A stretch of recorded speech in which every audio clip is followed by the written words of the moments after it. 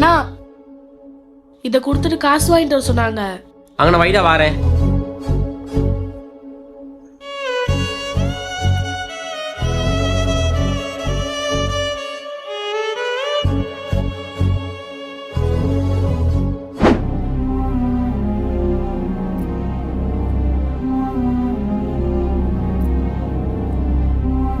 அண்ணா ரொம்ப டைம் ஆயிடுச்சு, வேலை செய்யற இடத்துல திட்டுவாங்க, காசு தாரீங்களா போறதுக்கு. தம்பி டே வேணாப்பா.